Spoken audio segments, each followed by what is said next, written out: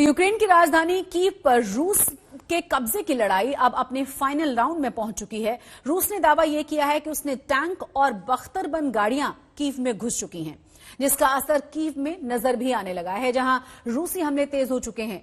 आज तक की टीमें लगातार कीव से ग्राउंड रिपोर्टिंग कर रही हैं। कीव पर हुई बमबारी आज तक के कैमरों में रिकॉर्ड हुई है।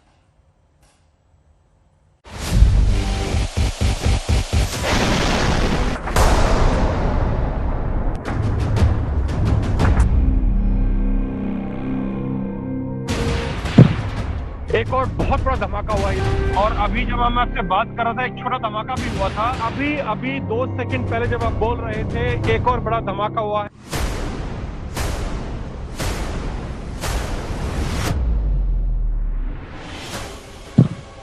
एक और बहुत बड़ा धमाका हुआ है। ये बहुत बड़ा चौथा धमाका है। ये बड़ा धमाका है और ये आर्टिलरी या रॉकेट फायर नहीं है, ये मिसाइल फायर है। ये चौथा धमाका हुआ है, लेकिन यहाँ से दूर है, यहाँ से कम 10-15 किलोमीटर दूर है ये।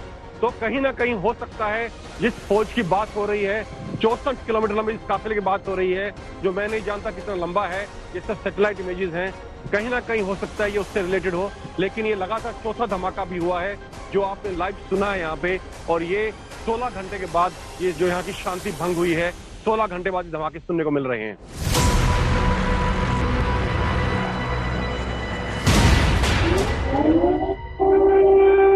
सायरन सुना रहा था आपको, सायरन बजना शुरू हो गया है दोबारा से। आवाज आ रही है, दोबारा बजेगा अभी, क्योंकि 2 बार बजता है कम से कम। आपको सायरन सुना रहा था, अभी ये दोबारा बज रहा है। और अभी जब मैं आपसे बात कर रहा था एक छोटा धमाका भी हुआ था, लेकिन काफी डिस्टेंस में, 30-40 किलोमीटर दूर। अभी 2 सेकंड पहले जब आप बोल रहे थे एक और बड़ा धमाका हुआ है, और जो काफी नजदीक लग रहा है, जो लग रहा है कि लगभग यहाँ से सिर्फ 10 किलोमीटर दूर है, एक और बड़ा धमाका अभी हुआ है। देखिए, ये मेरे हिसाब से अभी 7वां धमाका था, 7वां। यूक्रेन की राजधानी कीव आज दिन भर धमाकों से गूंजती रही और कीव के फ्रीडम स्क्वायर से आज तक की लाइव कवरेज में ये धमाके लाइव रिकॉर्ड होते रहे। 2 और बम धमाके हुए हैं, तो टोटल धमाके जो सुबह से लेकर अब तक 10 हो चुके हैं। ये धमाके संकेत दे रहे हैं कि अब कीव पर कब्जे की फाइनल लड़ाई किसी भी वक्त शुरू हो सकती है। रूस ने भी दावा कर दिया है कि उसकी सेना कीव के बाहरी इलाकों में घुस चुकी है, जिसका ये वीडियो भी रूस ने जारी किया। 34 किलोमीटर लंबा रूसी सेना का ये काफिला अब कीव में दस्तक दे चुका है। जहां तक नजर जाती है, रूसी टैंक, बख्तरबंद गाड़ियां ही नजर आती हैं। कीव के बाहरी इलाके में रूसी सेना की एयर स्ट्राइक और बमबारी से पूरा इलाका तबाह हो चुका है।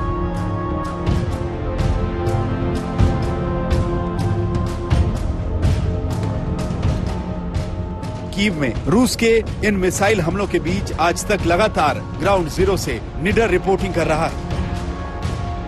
एक बड़ा धमाका राजधानी कीव में, ये कीव के पास एक एयरफील्ड के पास धमाका हुआ है और फायर ब्रिगेड की गाड़ियां अभी अभी इस इलाके में पहुंच रही हैं। इस आग को बुझाने का प्रयास किया जा रहा है। ये एयरपोर्ट के पास, एयरफील्ड के पास एक फैक्ट्री है जिसको निशाना बनाया गया। इस फैक्ट्री को निशाना क्यों बनाया गया?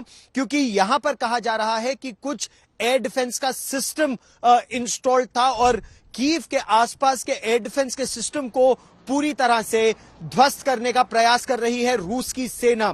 बहुत स्पेसिफिक इंटेलिजेंस के आधार पर इस तरह के ऑपरेशंस को अंजाम दिया जा रहा है। अब से थोड़ी देर पहले यह धमाका हुआ और धमाके इस इलाके में हो भी रहे हैं। वो दर्शाता है कि यहां पर किस तरह के ऑपरेशंस को अंजाम दे रहा है इस समय रूस।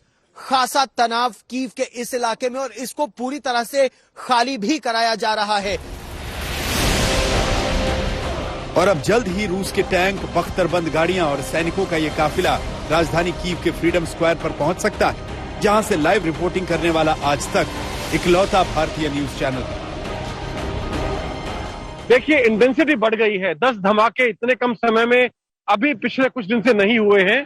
इसका कुछ इंडिकेशन हो सकता है कि शायद कहीं कार्रवाई हो रही हो, मे बी स्मॉल स्केल पे हो रही हो, मे बी जो इसका एक और इशारा हो सकता है।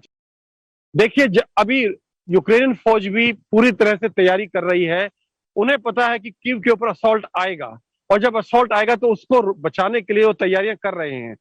ये बमबारी उसकी तरफ भी इशारा कर सकती है। हो सकता है जो डिफेंसेस वो पुख्ता करने की कोशिश कर रहे हैं इस वक्त, यूक्रेनियन फौज, रशियन फौज उनको ये करने से रोक रही हो, और वो जो डिफेंसेस उन्होंने क्रिएट किए हैं उनको डिस्ट्रॉय कर रही हो, ये धमाके करके।